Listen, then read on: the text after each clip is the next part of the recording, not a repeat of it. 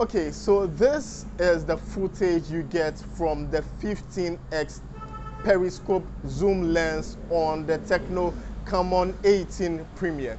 And at 15x distance, at least my face is in focus, the skin tones look good, the surroundings, the background, everything looks good. It's amazing. I think the only challenge is that the footage is not very stable, but that's a compromise for that distance, right? Because that lens doesn't have, you know, any gimbal on it. But I think it's a really amazing feature, worth the money, totally worth the money. Now look at how far away I am right now. Okay. Have you ever felt? Are you listening? Damn. Okay, so this is the video quality you get out of the selfie camera of the Tecno Camon 18 Premier. It lights up your face pretty well. It's pretty bright, though the background is a bit overexposed, but I think generally the skin tones are way better than that of the Tecno Camon 17 Pro. So this is a drastic improvement. It's good.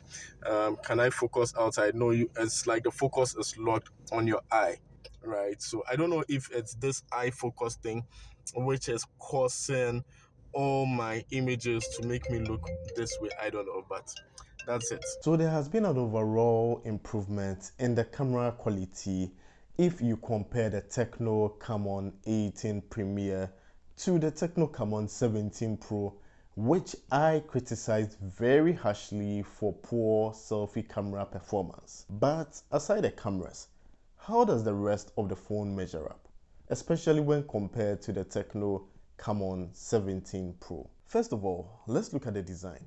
Whereas the Tecno Camon 17 Pro was made of plastic at the back and glass in front, the Tecno Camon 18 Premier, which I'm going to call Camon 18 after this, has glass in front and at the back.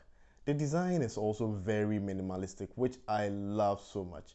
No more big Tecno logo branding at the back of the device.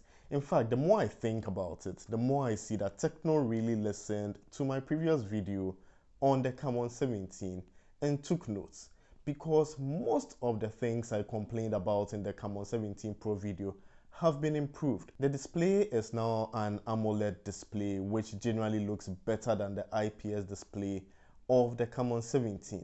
When you are consuming content and you are playing games, you still have a 1080p 120Hz display instead of a 90Hz display, and you actually feel that this display is more fluid than that of the Camon 17 Pro. The selfie camera has also seen an improvement, but more on the selfie camera later. The speakers and ports though have remained relatively the same. You get a 3.5mm earphone port, a USB-C charging port, a speaker at the bottom of the phone, and dual SIM trays with a dedicated slot for expandable storage. The fingerprint sensor is embedded in the power button, but though it works well, it's very small and it's not positioned centrally, which makes it difficult to access sometimes. What Tecno fans love about Tecno phones though are big storage, lots of RAM, and a big battery at relatively competitive and relatively affordable prices. Now, Tecno didn't disappoint in this area for the most part. You get 8 gigs of RAM and 256 gigs of storage. For the battery though, I was shocked to see the battery size had reduced. But again, if you take a closer look at the design of the phone, we may find some clues as to why the battery has reduced in size. The Camon 18 is flat and kind of designed like the iPhone 12 and 13. It has flat sides and a flat back. Now, having that flat design and also adding a periscope lens means less room for a big battery. This phone has an improved user interface, especially the quick control center.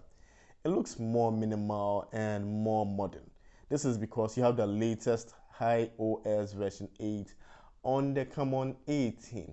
Gaming is good for most gamers. The screen is responsive, and having lots of storage and RAM means you can enjoy a good gaming experience. You also get a slightly faster processor, which is the Helio G96 processor. Now back to that selfie camera. I noticed that the lens tends to overexpose the face of people even when the environment is well lit. See, when I wore my nose mask, I saw something very strange, right? I noticed that when I am wearing my nose mask, the skin tones look real, they look normal, like they looks like how I look, right? But when I take off the nose mask, as you can see in this video, then it's like the phone recognizes, hey, it's a human being. It's not like a gorilla or a toy or whatever. It's a human being, right? Brighten the face, let the face be overexposed, right? And it was pretty strange, right? But in order not to criticize harshly, I decided to try the same thing on the other phones that I have, right? So this is the result using the iPhone X selfie camera with my nose mask on and without the nose mask, right? So you can see it has kind of like a similar effect, though it is not as wild as that of the Tecno Camon 18. And I felt like letting you know this, right? So what are your thoughts on the Tecno Camon 18 Premier? And what is your favorite phone which costs about 2,000 cedis or $380?